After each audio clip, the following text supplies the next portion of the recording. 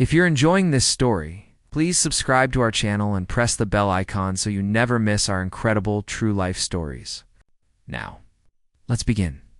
Sarah Mitchell was 28 years old and worked as a maintenance technician at Nellis Air Force Base in Nevada. Every morning, she arrived before dawn, carrying her toolbox and wearing her standard blue coveralls. Her job was simple but crucial. She inspected aircraft, checked systems, and made sure every plane was ready for flight. The pilots knew her face, and some even waved as they walked past her toward their jets. But none of them knew her secret. Sarah had been flying since she was 16. Her father owned a small crop dusting business in rural Kansas, and he taught her everything he knew. By the time she was 18, she could handle a Cessna better than most licensed pilots. She earned her private pilot license quietly, then went further.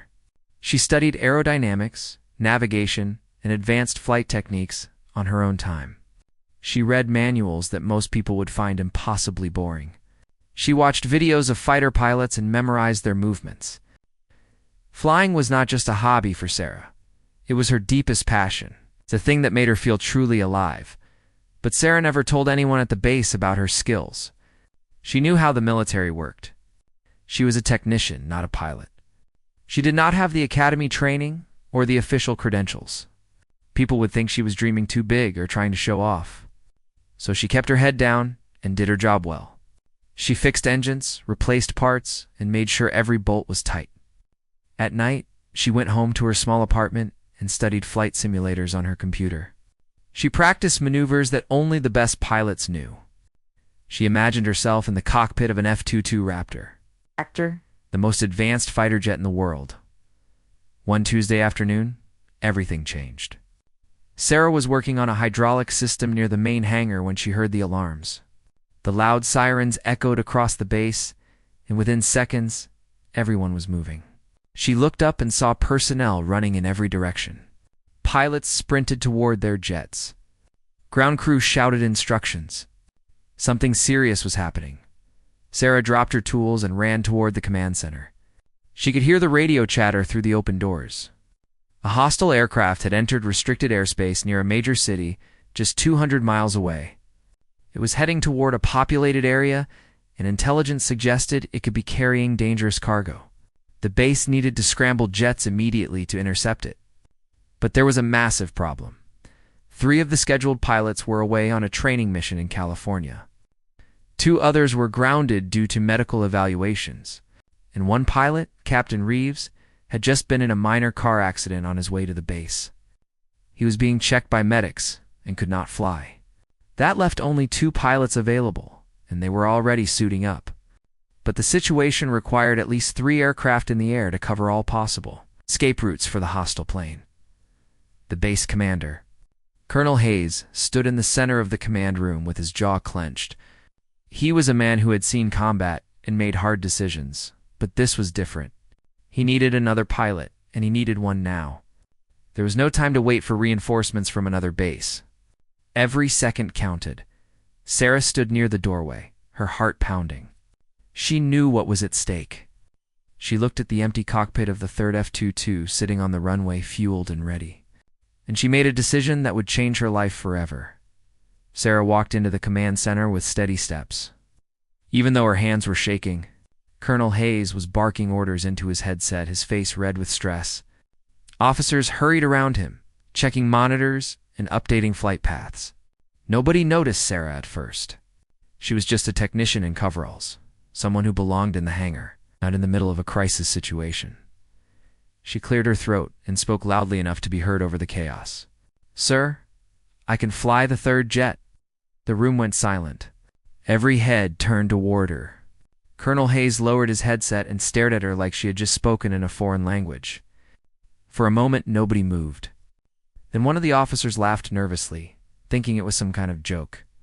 But Sarah's face was serious. She did not smile or look away. "What did you just say?" Colonel Hayes asked, his voice low and dangerous. Sarah took a breath. "I said I can fly the F-22, sir. I have over 1,000 hours of flight experience. I know the systems. I can do this." The colonel's eyes narrowed. "You're a maintenance tech. You're not a pilot." I'm a licensed pilot, Sarah said firmly. I've been flying for 12 years. I know the F-22 inside and out. I've studied its systems, its handling, its combat capabilities. I can intercept that hostile aircraft. Another officer stepped forward, shaking his head. This is insane. She's not trained for combat. She doesn't have clearance. We can't just put a civilian in a fighter jet. But Colonel Hayes was looking at Sarah differently now. He was a military man, but he was also a realist. He knew desperation when he saw it. And right now, he was desperate. He glanced at the clock on the wall. They had maybe 10 minutes before the hostile aircraft reached the populated zone. If they did not act now, people could die. Show me your license, he said. Sarah pulled out her wallet and handed him her pilot's license. He examined it closely, then passed it to another officer. They checked it on the computer, verifying her credentials. Everything was legitimate. She was certified, experienced, and according to her records, she had never had a single accident or violation. Colonel Hayes looked back at her. Do you understand what you're volunteering for? This is not a training exercise. This is real. If you make a mistake up there, people die, maybe including you.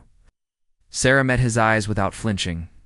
I understand, sir. He studied her for a long moment. Then he turned to his communications officer. Get her a flight suit and helmet. Now. The room exploded into motion again. Someone grabbed Sarah by the arm and pulled her toward the locker room. Within minutes, she was out of her coveralls and into a standard flight suit. It was too big for her, but there was no time to adjust it. They handed her a helmet, gloves, and a harness. Her heart was racing now, but her mind was calm. She had trained for this moment in her head 1,000 times. As she walked toward the runway, she saw the other two pilots already in their cockpits, engines roaring. They looked over at her with confusion and doubt. She did not blame them. She was an unknown, an outsider. But she did not have time to prove herself with words. She would prove herself in the air. She climbed the ladder to the F-22's cockpit. The ground crew helped her strap in, their faces tight with worry. The crew chief leaned close to her helmet and said, Good luck, ma'am. Bring it back in one piece. Sarah nodded. Then she closed the canopy, and suddenly, she was alone. She looked at the controls in front of her. Every switch, every button, every display was exactly where she knew it would be. She had memorized this cockpit from manuals and videos. Now it was real. She powered up the systems, and the jet came alive beneath her. The engines roared, and she felt the vibration through her entire body. She checked her instruments, ran through her pre-flight sequence, and contacted the tower. Her voice was steady. Tower, this is Raptor 3. Ready for takeoff? There was a pause. Then the tower controller's voice came back, uncertain but professional. Raptor 3, you are cleared for takeoff. Good luck out there. Sarah pushed the throttle forward, and the F-22 shot down the runway like a bullet. The force pressed her back into her seat, and within seconds, she was airborne. The ground fell away beneath her, and the sky opened up wide and blue. She pulled back on the stick, and the jet climbed steeply into the clouds. She was flying an F-2 to Raptor, and she was going to save lives. The cockpit was filled with the hum of electronics and the steady roar of the twin engines. Sarah's hands moved across the controls with practiced confidence, adjusting her altitude and checking her radar display. The two other pilots, Calcine's Viper 1 and Viper 2, were flanking her on either side. She could see their jets as small, dark shapes against the bright sky. Viper 1's voice crackled in her headset. Raptor 3, this is Viper 1. Confirm your position and status. Sarah pressed the communication button on her throttle. Viper 1, Raptor 3 is in formation. All systems green. Ready to proceed. There was a brief silence. Then Viper 2 spoke up, his tone skeptical. Raptor 3, who the hell are you? I don't recognize your call sign or your voice. Sarah kept her eyes on her instruments. Raptor 3 is a base technician. I'm a certified pilot with 12 years of experience. Colonel Hayes cleared me for this mission. She heard someone curse softly over the radio. Viper 2 did not sound happy. A technician? Are you kidding me? This is a combat intercept, not a joyride. Enough, Viper 1 cut in, his voice firm. We don't have time for this. Command authorized her. That's all that matters. Focus on the mission. Sarah was grateful for his support, but she knew she had to prove herself quickly. Words meant nothing up here. Only performance mattered. She checked her navigation system and saw the projected path of the hostile aircraft. It was flying low and fast, trying to stay under radar detection. But the F-22's advanced sensors had already locked onto it. The hostile plane was a modified cargo aircraft, larger and slower than a fighter jet, but dangerous because of what it might be carrying. Intelligence reports were unclear, but there were concerns about chemical or biological materials. The mission was simple in theory. Intercept the aircraft, force it to change course, and if necessary, disable it before it reached the city. The 3 jets flew in tight formation, covering the distance in minutes. Sarah's adrenaline was high, but her mind was clear. She had trained herself to stay calm under pressure, and now that training was paying off. She adjusted her flight path, matching the speed and heading of the other 2 pilots. They were approaching the intercept point. Contact Viper 1 said suddenly, I have visual on the target. 12 o'clock low, 15 miles. Sarah looked down through her canopy and saw it. A dark speck against the desert landscape below, moving steadily toward the distant city skyline. Her radar confirmed the identification. That was the hostile aircraft. Raptor 3 has visual, she confirmed. The 3 jets descended rapidly, closing the distance. As they approached, Sarah could see the cargo plane more clearly. It was flying dangerously low, only a few hundred feet above the ground. Whoever was piloting it knew what they were doing. Viper 1's voice came back, calm but commanding. All units, we're going to execute a standard intercept pattern. Viper 2, take the left flank. Raptor 3, take the right. I'll come up directly behind. We'll box him in and force him to climb or turn back. Copy that, Viper 2 responded. Copy, Sarah said. The 3 jets split apart, each taking their assigned position. Sarah banked hard to the right, her jet responding instantly to her commands. The GI forces pushed her into her seat, but she kept her breathing steady. She had practiced high-G maneuvers hundreds of times in simulators. Her body knew how to handle it. She came up alongside the cargo plane, close enough to see the details of its fuselage. There were no visible markings, no registration numbers. That confirmed it was hostile. She flew parallel to it, matching its speed exactly.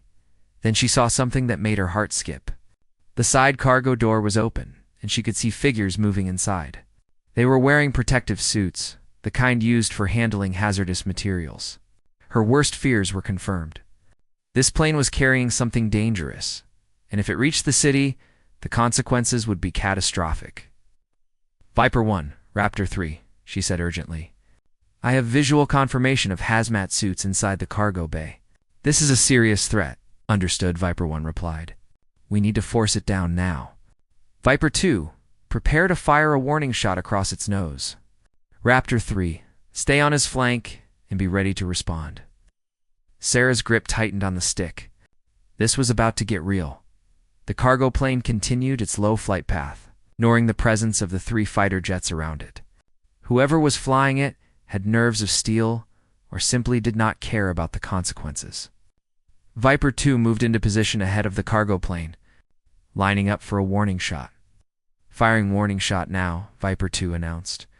A burst of tracer rounds streaked across the sky in front of the cargo plane's nose.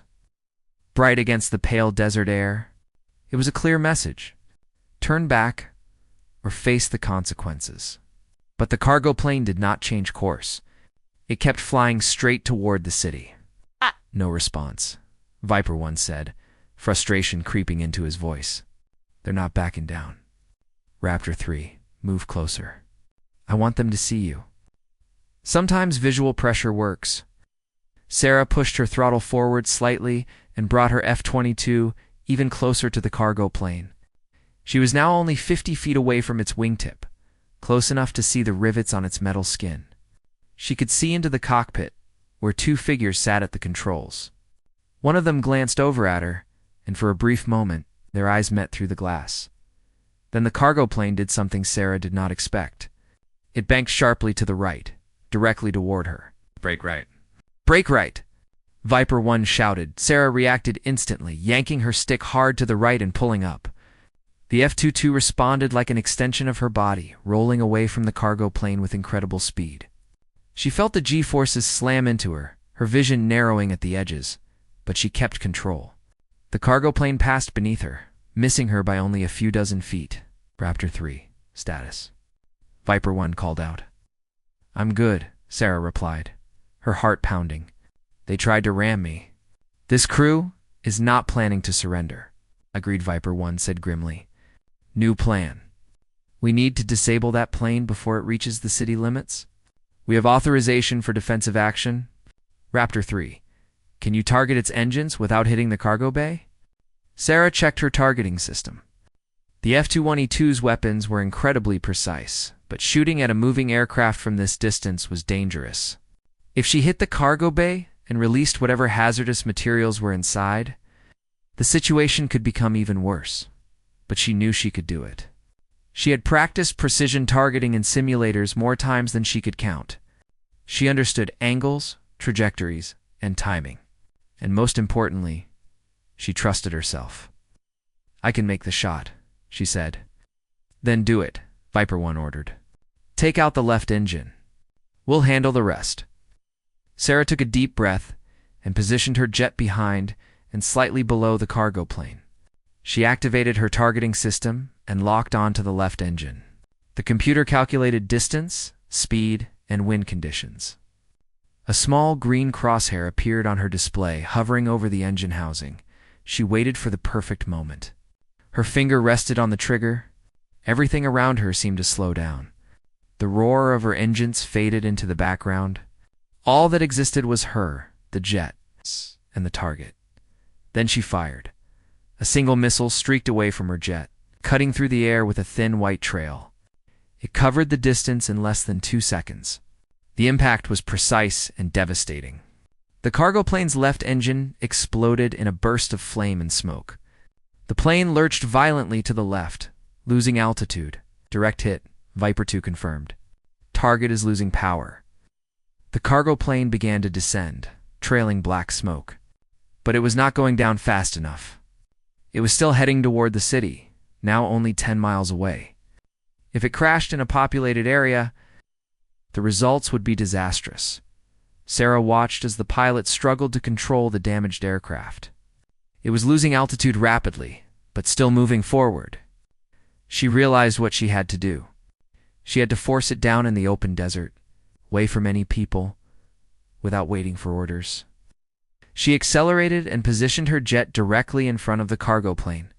Then she did something that made both Viper 1 and Viper 2 shout in alarm. She deployed her air brakes and slowed down dramatically, forcing the cargo plane to either hit her or change course. "Raptor 3, what are you doing?" Viper 1 yelled. "Get out of there." But Sarah did not move. She held her position, her jet hanging in the air directly in the cargo plane's path. The damaged aircraft had no choice. It banked hard to the left, away from her and away from the city. It was now heading toward an empty stretch of desert. Sarah pulled up and climbed, watching as the cargo plane continued its descent. It hit the ground hard, skidding across the sand in a cloud of dust and debris. The impact was violent, but the plane stayed mostly intact. Emergency crews would be able to contain whatever was inside. The city was safe. Sarah circled above the crash site, her hands still gripping the controls tightly.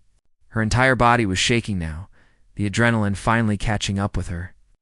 Below, the cargo plane lay crumpled in the desert, smoke rising from its damaged engine. There was no sign of fire spreading, which was a good sign. The hazardous materials, whatever they were, seemed to be contained. Viper 1's voice came over the radio, and this time it sounded different. There was no skepticism, no doubt. Only respect. "Raptor 3, that was some of the best flying I've ever seen. You just saved a lot of lives," Greed Viper 2 added. "I thought you were crazy when you cut in front of him, but it worked." "That took guts." Sarah allowed herself a small smile. "Thank you." Just glad everyone's safe." All units returned to base. The tower controller's voice cut in. "Ground teams are being dispatched to the crash site. Excellent work up there." The 3 jets turned back toward Nellis Air Force Base, flying in formation. Sarah felt the tension slowly draining from her body, replaced by an overwhelming sense of relief. She had done it. She had flown an F-22 in a real crisis, and she had succeeded. As they approached the base, Sarah could see crowds of people gathering near the runway. Word had spread quickly about what happened. When she touched down and taxied to the hangar, there were dozens of personnel waiting. Pilots, technicians, officers, and even some civilians who worked on the base. She shut down the engines and opened the canopy. The cool air rushed in, and she took a deep breath. Her legs felt weak as she climbed down the ladder, but strong hands were there to steady her. The ground crew chief, the same man who had wished her luck, was grinning from ear to ear. "That was incredible, ma'am," he said. "You're a natural." Colonel Hayes was walking toward her, his expression unreadable. Sarah straightened up, suddenly aware that she might be in serious trouble. She had volunteered for a mission without proper authorization, flown a military aircraft without official clearance, and taken risks that could have ended in disaster. But when Colonel Hayes reached her, he did not yell. Instead, he extended his hand. Sarah shook it, surprised by the firmness of his grip. "You did good work today, Mitchell," he said. "Real good work. You saved lives and showed more skill than some pilots I've seen with 20 years of experience." "Thank you, sir," Sarah said quietly. The colonel looked at her thoughtfully. "How long have you been keeping this secret? That you can fly like that?" Sarah hesitated. "Since I started working here, sir. I didn't think anyone would take me seriously. I'm just a technician." "Well, you're not just anything," Colonel Hayes said firmly. "What you did today proves that. We're going to have a lot of conversations in the coming days. There are procedures, regulations, and a mountain of paperwork. But I'm going to personally recommend you for pilot training, real training. If you're interested," Sarah's eyes widened. "Are you serious, sir?" "Dead serious," he replied. "You've got the skills, the instincts, and the courage. The Air Force needs people like you. So what do you say?" For a moment, Sarah could not speak. This was everything she had ever dreamed of. The chance to fly not as a secret hobby, but as a real career. To be recognized for her abilities and given the opportunity to serve in the way she had always wanted. "Yes, sir," she finally said, her voice thick with emotion.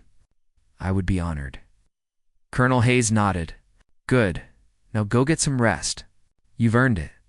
As he walked away, the crowd around Sarah erupted in applause. Her fellow technicians, people she had worked alongside for years, were cheering for her. Some of them had tears in their eyes. One of her closest friends, a woman named Maria, pushed through the crowd and hugged her tightly. "I can't believe you've been hiding this from us," Maria said, laughing and crying at the same time. "You're amazing, Sarah. Absolutely amazing." Sarah hugged her back, feeling overwhelmed by the support and love surrounding her. She had spent so long keeping her abilities hidden, afraid of being judged or dismissed. But now, standing here among these people, she realized something important. She did not have to hide anymore. 3 months later, Sarah stood in a completely different uniform. She was no longer wearing coveralls and carrying a toolbox. Instead, she wore the crisp flight suit of an Air Force pilot candidate, her name embroidered on the chest. She had been fast-tracked through the initial evaluations and was now officially enrolled in advanced flight training. The journey had not been easy. There had been countless interviews, medical examinations, psychological evaluations, and bureaucratic hurdles. Some people in the chain of command had questioned whether she should be allowed to bypass the traditional academy route. But Colonel Hayes had kept his word. He fought for her every step of the way. Backed by the testimony of Viper 1 and Viper 2, who had written glowing reports about her performance during the crisis. The story of the technician who saved a city had spread throughout the Air Force community. News outlets had picked it up, though the military kept most of the details classified for security reasons. Sarah had been interviewed, photographed, and celebrated. But through it all, she remained humble. She knew she still had a lot to learn. Today was her first official training flight in the F-22 as a pilot candidate. She walked across the tarmac toward her assigned jet, her helmet tucked under her arm. The morning sun was bright and the desert air was already getting warm.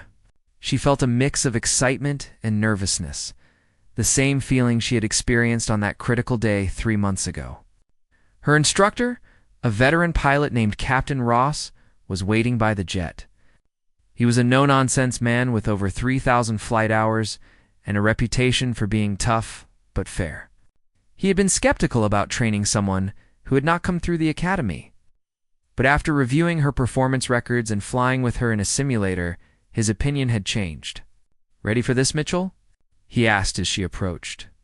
"Absolutely, sir," Sarah replied. Captain Ross nodded. "Good. Today we're going to run through basic combat maneuvers. I want to see how you handle high-stress situations and rapid decision-making. From what I've heard, you're already familiar with that." Sarah smiled slightly. "You could say that, sir." They climbed into their separate jets, and within minutes, they were airborne. The training exercise lasted 2 hours, and Sarah performed flawlessly.